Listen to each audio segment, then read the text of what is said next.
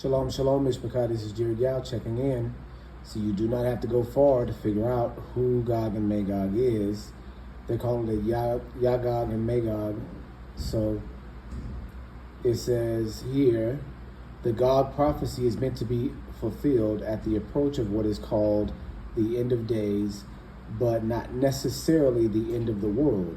Jewish eschatology, now eschatology is end of the world philosophy, viewed Gog and Magog as enemies to be defeated by the Messiah, which would usher in the age of the Messiah.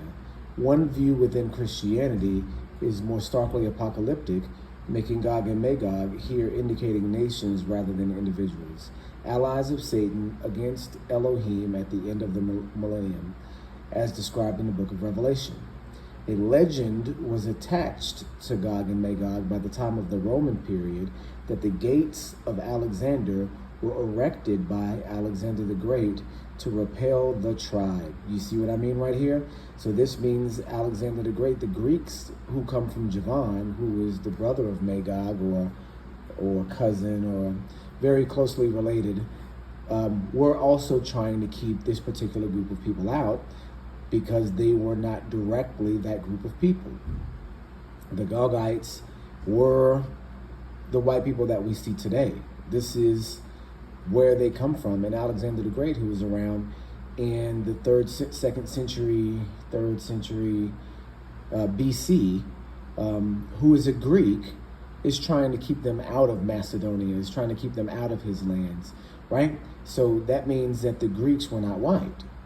It says, Romanized Jewish historian Josephus knew them as the nation descended from Magog, the Yaphethites, as in Genesis, and explained them to be the Scythians. Do you see what I'm saying? So the Scythians are the people who are the same as the Scandinavians and the Germanic peoples that came from the mountains and came west and south, and conquered all these different lands after the Roman Empire fell, and populated those lands and changed the racial makeup of those lands from black or olive complexion to white.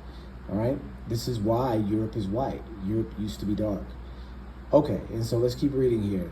It says, in the hands of early Christian writers, they became apocalyptic hordes. Throughout the Middle Ages, they were variously identified as the Vikings. Do you see what I'm saying? The Huns. Do you hear me? The Khazars, the Mongols, or other nomads, or even the 10 lost tribes of Israel. Just please ignore that last part, because that's the racist propaganda that they put in there. We know the 10 lost tribes of Israel did not come from Gog. Do you see what I'm saying? It's so ridiculous to put that right there, because clearly these are two different groups here. You can't have Gog be the 10 lost tribes of Israel.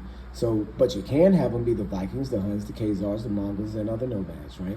You can have them be them because the Vikings are Gothic tribes. The Huns are Gothic tribes. The Khazars we know are Gothic tribes. The Mongols are Gothic tribes. These are all come from the same place. And like we talked about in some of these other videos, change the makeup of the world. All right. It says the legend of Gog and Magog and the gates were also interpolated into the Alexander romances.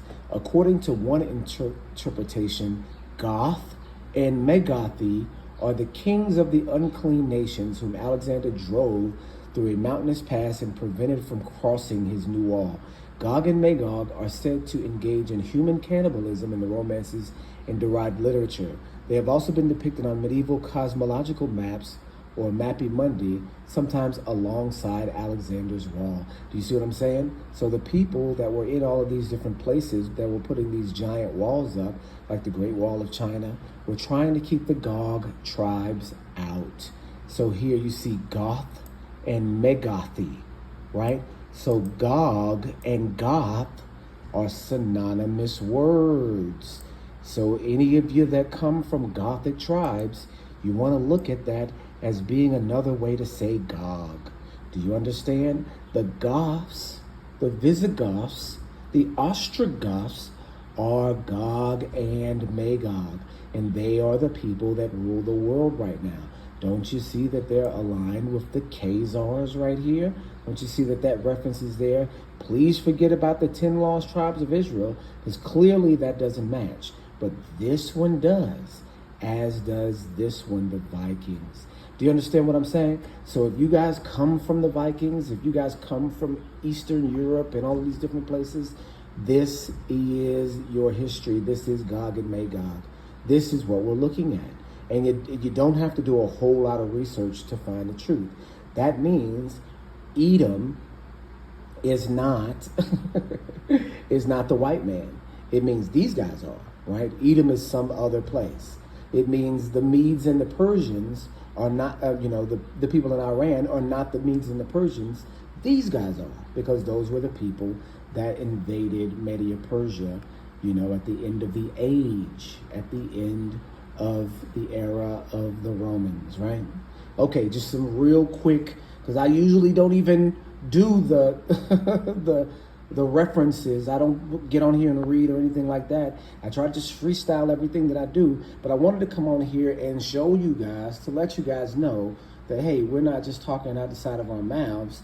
This is where they come from. This is who they are. And we are now living in the beginnings of the Gog and Magog rule. You understand? All right, you guys. Shalom, shalom.